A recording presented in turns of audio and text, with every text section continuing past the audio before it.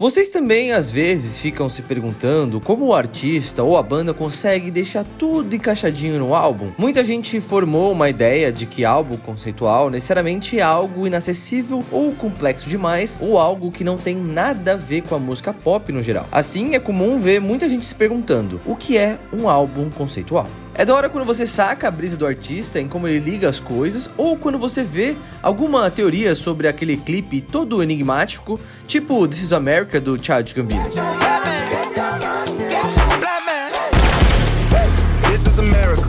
Mas antes de começar o vídeo, eu quero dar um recadinho rápido do nosso patrocinador de hoje, que é a Muzi. Então, o Muzi é um aplicativo intuitivo onde você pode literalmente se expressar através de uma música que você gosta. A galera do Minuto Indie já tem perfil lá e tá sempre ligado no que tá rolando nesse espaço. O Muzi tá disponível para Android e iOS e é só procurar na Play Store e App Store. Aqui na descrição do vídeo você vai encontrar os links tudo direitinho também. Então não mosca e já baixa o aplicativo pra gente trocar várias figurinhas musicais.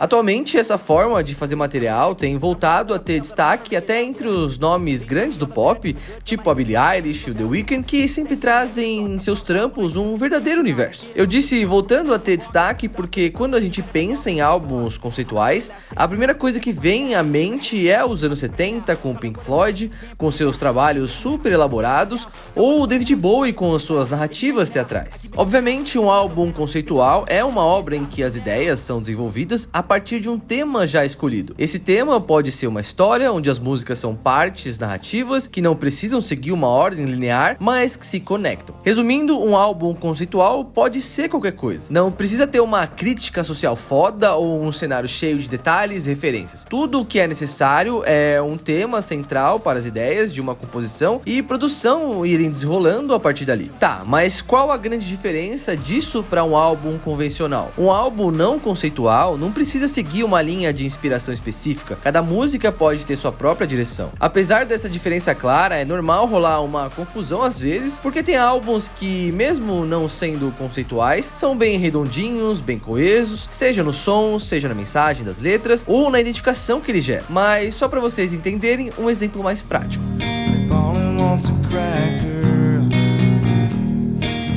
O Nevermind do Nirvana é um dos álbuns mais icônicos de todos os tempos. E assim, eu falo icônico não como uma forma de elogio, mas de descrição mesmo, porque ele literalmente representa a essência do artista e de sua época de diferentes formas. É tipo um símbolo, um ícone. Apesar de as músicas seguirem uma mesma abordagem, tanto em composição e produção, o Nevermind não é um álbum conceitual, porque cada música tem sua origem separada, criada de forma espontânea, sem uma ideia geral pré-estabelecida. Agora tem artista que gosta muito de trabalhar com tudo esquematizado, onde qualquer fagulha de ideia pode virar um álbum conceitual.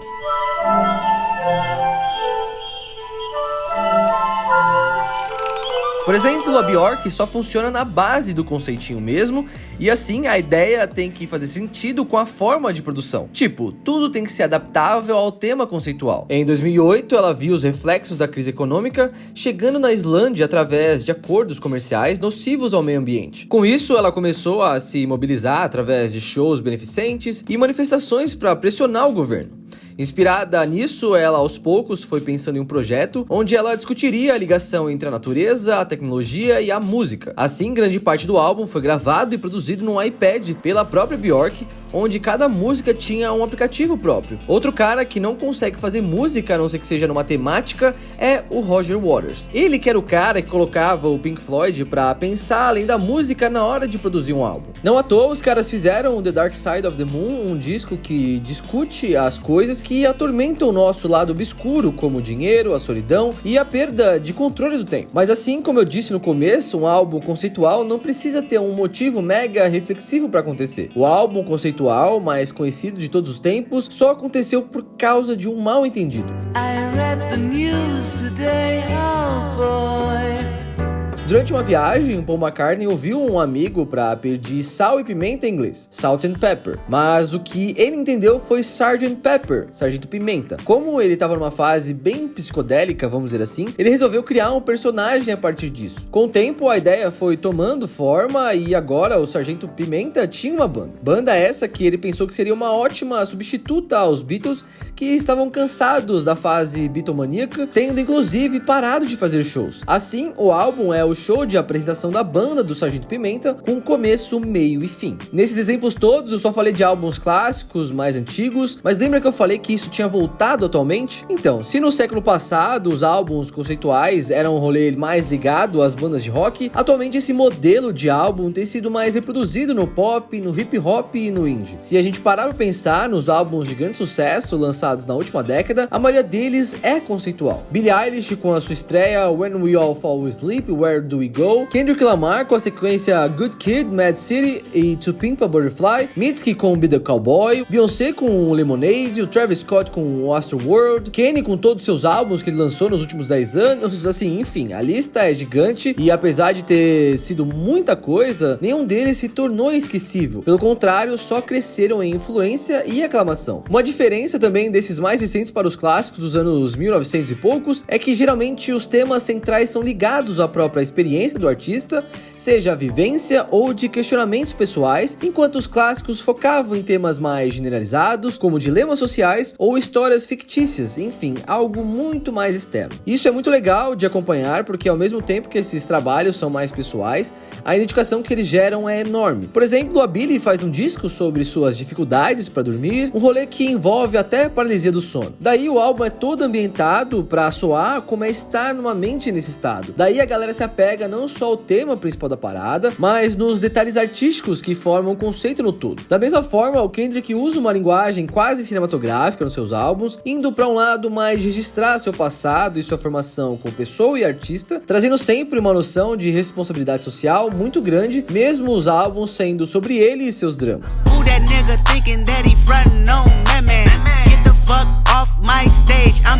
Então é mais difícil fazer um álbum conceitual do que um álbum convencional? Não exatamente. Para um álbum conceitual acontecer, tem que ter uma ideia central inspiradora e os desdobramentos de como o álbum vai ser feito depende dessa ideia. Se a ideia envolve o álbum ser feito apenas com um sintetizador e beats programados num quarto, é isso. Daí no álbum não conceitual, onde cada música vai sendo feita individualmente, tem mais essa questão a resolver, o equilíbrio do álbum em como combinar diferentes momentos numa sequência. Da mesma forma, escutar álbuns conceituais não faz alguém mais inteligente do que quem escuta álbuns convencionais. No fim, é só uma proposta criativa que vem do artista. O legal dos álbuns conceituais é que eles são imersivos, como um filme mesmo, e por isso eles tendem a ser mais marcantes, a deixar mais momentos no imaginário de quem escuta. Ao mesmo tempo, a dinâmica da parada funciona melhor assim, ouvindo o álbum completo. Dessa forma, os álbuns convencionais são mais flexíveis por serem feitos para qualquer momento. O importante mesmo é a conexão que a música gera com quem escuta, afinal, que apelo teria um álbum cujo conceito ninguém entende. Através do formato do álbum, vemos não só o talento de um artista, mas também um registro da sua vida, de como aquela fase conversa com o tempo e com o seu público.